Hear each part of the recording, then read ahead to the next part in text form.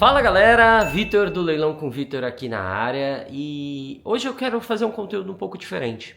Eu quero falar sobre renda passiva, eu quero falar sobre imóveis de aluguel. Será que vale ou não vale a pena ter imóveis de aluguel? E aí, eu quero aqui da sala da minha casa ter esse bate-papo leve com você para trazer algumas reflexões.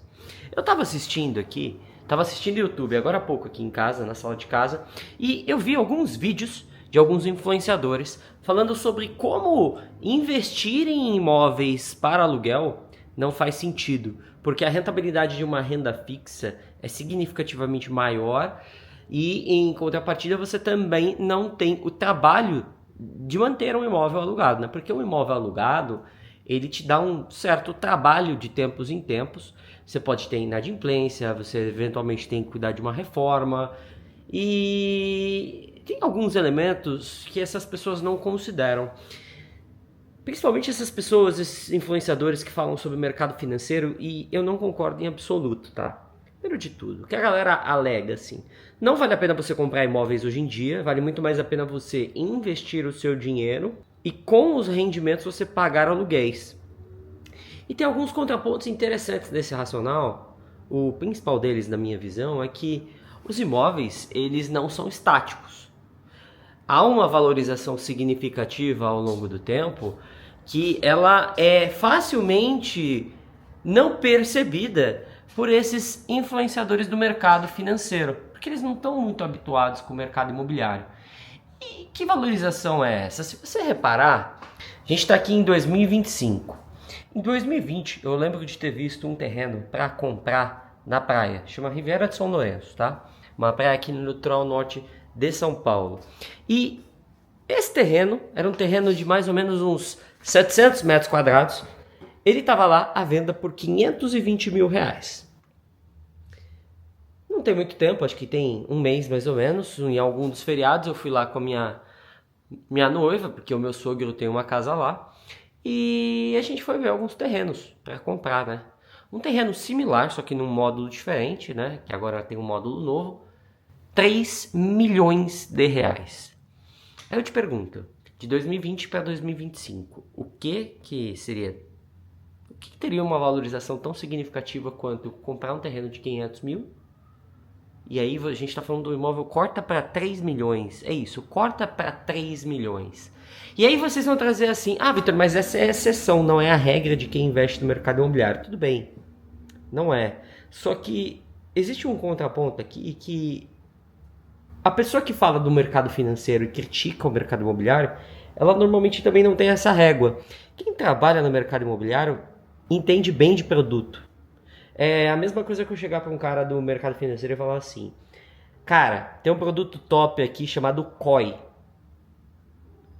Existem os COIs dos imóveis. Existem aqueles imóveis que eles não vão trazer uma rentabilidade atrativa. Existem aqueles imóveis que eles não vão trazer uma valorização patrimonial significativa. E quem entende do mercado imobiliário, que é um mercado muito mais assimétrico, quando comparado com o mercado financeiro, o que é esse assimétrico? O mercado financeiro ele tem uma assimetria significativa de informações. Ou seja, aliás, ele tem uma grande quantidade de informações a ponto de facilitar a tomada de decisão do investidor. E o mercado imobiliário, ele é assimétrico justamente por isso. Porque as informações do mercado imobiliário, elas são difusas. Você não consegue entrar em um único local e obter todas as informações de forma 100% segura, a não ser que você esteja com um especialista, a não ser que você esteja com uma pessoa que já investe no mercado imobiliário, diferentemente do mercado financeiro. Então, essas pérolas do mercado imobiliário, elas não são facilmente mapeadas quando você conversa com uma pessoa do mercado financeiro. Por exemplo, muita gente fala que aluguel não vale a pena, né? Você comprar um imóvel para visar locação. Tem um chalé que eu e o meu sócio, que inclusive sigam aí o Gustavo nas redes sociais, @renda com Gustavo, ele que faz a administração de todos os meus imóveis de Airbnb, e a gente tem um chalé em sociedade ali em Atibaia, no interior de São Paulo, e ele está alugado no Airbnb. A gente pagou no total, pagamos 100 mil reais nesse chalé, gastamos mais uns 16 mil de reforma ali e tal, documentação, 117, tá? Esse imóvel rende pra gente de faturamento bruto quase 4% ao mês. Você deve estar falando assim, isso é mentira. Não é mentira. Se vocês quiserem, eu tenho como trazer um vídeo aqui no canal para provar, mostrando por dentro o faturamento no Airbnb, tá? Mas 4% ao mês bruto. Aí a gente tira ali as despesas, enfim, gera ali para nós algo em torno de 2,2 a 2,6 ao mês líquido de imposto de renda e de todas as despesas. E aí eu fico perguntando assim, cara, quem hoje paga 2,2, 2,6 líquido de imposto de renda? Sobretudo agora quando o Lula inventou uma MP, não sei se você sabe, mas na data de hoje ou de ontem, agora não me recordo exatamente, ele inventou uma MP que vai aumentar a tributação do mercado financeiro, aplicações financeiras, LCI, LCA, aí saiu uma MP agora também para tributar outros tipos de fundo de investimento, criptoativos, enfim. Ação arrecadatória do governo. O meu mercado não mudou nada. Vai mudar em 2027 com a reforma tributária, mas a gente tem uma holding, posso fazer um vídeo de holding depois para clicar sobre como funciona a holding imobiliária, né, para você pagar menos tributos. E eu fico me perguntando, o que paga 2,2 líquido de imposto de renda? Nada. Não tem nada no mercado que com segurança, com previsibilidade paga isso. E aí eu fico me questionando. O cara lá, o influenciador do mercado financeiro, não vale a pena ter imóveis de aluguel. Não vale porque você não sabe o que você está fazendo. Quando você entende o que você está fazendo, quando você tem um conhecimento muito interessante do mercado imobiliário, você consegue 1, 2, às vezes dependendo do imóvel, 3% líquido de imposto de renda. Isso olhando para a renda passiva ao mês. E tem vários imóveis assim, tá, gente? Porque a grande diferença do mercado imobiliário para o mercado financeiro, especialmente quando a gente fala de renda passiva, é porque existem alguns imóveis que eles não são apenas imóveis, eles se tornam negócios. Existe uma demanda muito alta e muito interessante por estúdios com decorações especiais. Por exemplo, um dos imóveis que mais fatura em locação aqui em São Paulo, no município de São Paulo, é um estúdio que ele fica num antigo prédio comercial em frente ao Vale do Anhangabaú, tá? Gente, era uma sala comercial que, se fosse há 4 anos atrás, a galera vendia por 30 mil reais. Hoje, o estúdio mais alugado de São Paulo fica lá dentro, no 40º andar do Mirante do Vale, que é o nome do prédio. O mais alugado. Esse cara faz mais de 150 mil reais por mês de faturamento bruto com locação desse estúdio. 150 mil reais por mês. Um estúdio que ele deve ter ou herdado, ou às vezes comprado por um valor desse tamanho. Então, qual que é a grande diferença? Quando a gente pensa em mercado imobiliário comparativo com o mercado financeiro, indubitavelmente o mercado financeiro é excelente e eu invisto meu dinheiro no mercado financeiro, renda fixa, ações, fundos imobiliários não, porque eu tenho boa parte do meu patrimônio exposta em imóveis, mas eu fico me questionando. É a mesma coisa que você oferecer um COI. Quem não entende do mercado financeiro compra COI. Quem entende, compra ação, compra fundo imobiliário, compra cripto, compra renda fixa, compra tesouro, faz marcação no mercado, entende? E quem entende do mercado imobiliário, compra e encontra esse tipo de joia, esse tipo de ativo. Isso porque eu não estou falando nem de comprar esse tipo de imóvel em leilão, tá? Porque se você comprar em leilão, o seu yield on cost, ou seja, o seu retorno sobre o custo, né, sobre o investimento que você fez, ele dobra, porque você pagou metade do preço no imóvel. E além de você ter uma rentabilidade mais alta pelo investimento efetivo, você tem um prêmio. Qual que é esse prêmio? Na hora que você vai vender esse imóvel, você tem uma valorização, né? Você tem a diferença entre o que você pagou e o valor de mercado. E se você mantiver esse imóvel na sua carteira por algum tempo, você ainda ganha a valorização. E aí, tendo essa perspectiva, eu falo, essa é a grande diferença. Porque aí você pega o influenciador A, o influenciador B, que fala, não vale a pena ter imóveis de aluguel, não vale porque ele não tem conhecimento. Assim como eu posso falar, não vale a pena Bitcoin, porque eu não tenho conhecimento. Eu tenho, eu invisto em Bitcoin. Mas,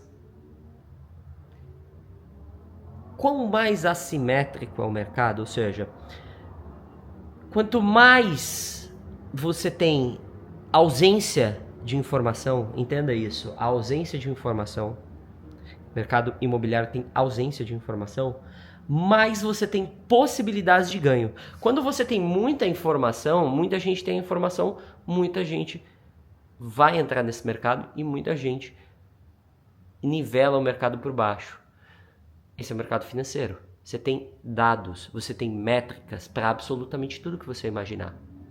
Isso faz com que o retorno não seja tão significativo. Agora, quando você tem um mercado que a informação, você tem uma assimetria de informações, seu retorno é proporcional. Ou seja, inversamente proporcional na verdade, porque quanto menos informação, maior a tua rentabilidade se você souber jogar o jogo. De um mercado desregulado, que é o mercado imobiliário, na minha visão. E aí, quando você soma isso a leilão, Airbnb, gente, dificilmente você vai encontrar alguma coisa, algum produto do mercado financeiro que entregue esse tipo de rentabilidade. E, a meu ver, é só uma grande ignorância dos influencers do mercado financeiro deixar passar essa valorização, essa oportunidade de lucratividade do mercado dos imóveis, do mercado de locação.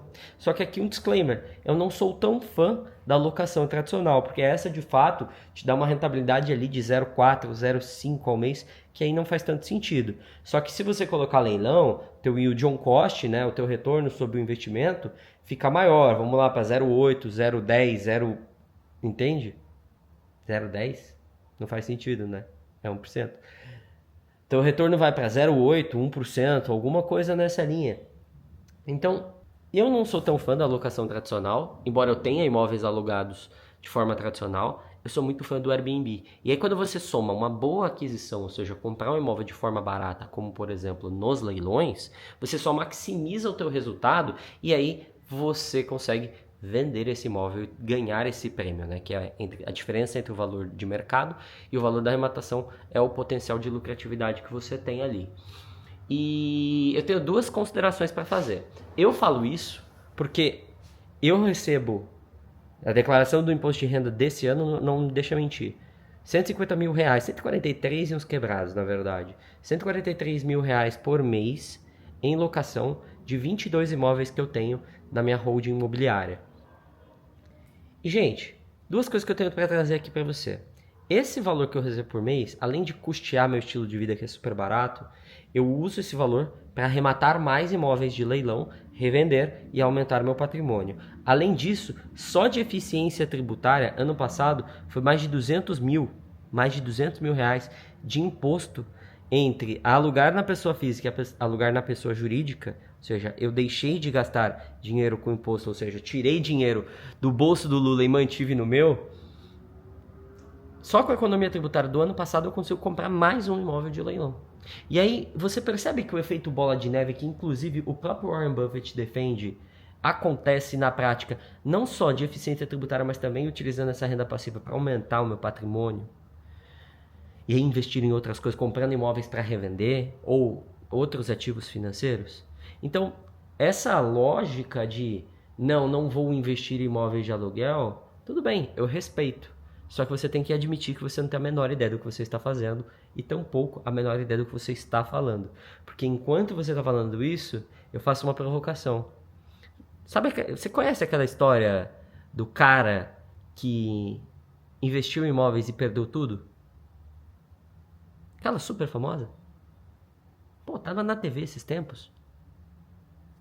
Não existe. Me fala alguém que investiu em imóvel e perdeu tudo. Perdeu não por conta dos imóveis, perdeu às vezes por empresa, mas pelos imóveis não perdeu. Então, o ponto que eu quero trazer para reflexão aqui é: mercado financeiro é bom? É. Mercado imobiliário é bom? É. A grande sacada aqui é a assimetria de informação. A galera do mercado financeiro não tem acesso a dados que as pessoas do mercado imobiliário também às vezes não têm acesso a dados, mas têm o conhecimento específico da área. E essa é a grande sacada. O aluguel tradicional, para quem não é do mercado imobiliário, é o COI do mercado financeiro. Mas para quem entende do negócio, aluguel, arrematando o imóvel de leilão, colocando ele no Airbnb, é o Bitcoin do mercado financeiro. Entendem o que eu estou querendo trazer aqui? E aí eu só tenho um disclaimer. Você deve estar ouvindo e vendo esse vídeo aqui.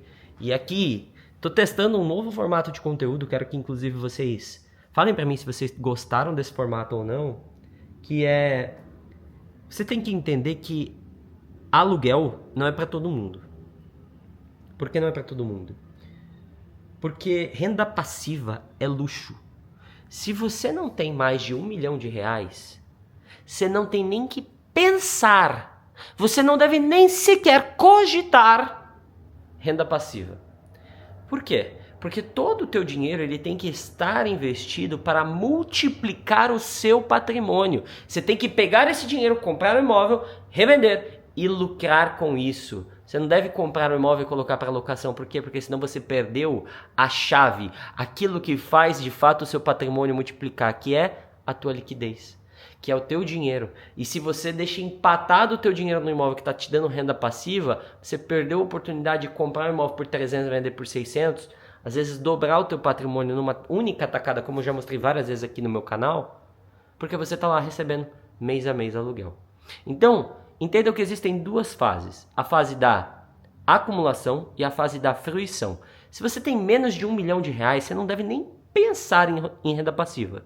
Por quê? Porque você tem que pegar absolutamente todo o seu dinheiro e alocar nessa fase de acumulação, que é crescimento patrimonial. Compra e revende, compra e revende, compra e revende, multiplica o teu patrimônio. Depois que você chegou a R$1 milhão, você pega lá 15% desse valor e aí você fala, beleza, agora eu vou começar a colocar um pezinho em locação. E você vai transitar da fase de acumulação para a fase de fruição. A fase de fruição é que você pode utilizar esses aluguéis, essa renda passiva. Seja para reinvestir no seu negócio, ou seja, comprar mais imóveis, ou seja, para até mudar o seu padrão de vida, se aposentar, fazer uma mudança de carreira, enfim. Mas você nunca pode perder a maquininha, que é a fase de acumulação. E aí, aos poucos, esses 15% que você vai destinando para esse híbrido entre acumulação e fruição vão fazendo com que seu patrimônio cresça de forma significativa e você tenha uma renda mensal que cubra todas as suas despesas e que te dê segurança enquanto os seus imóveis não são vendidos.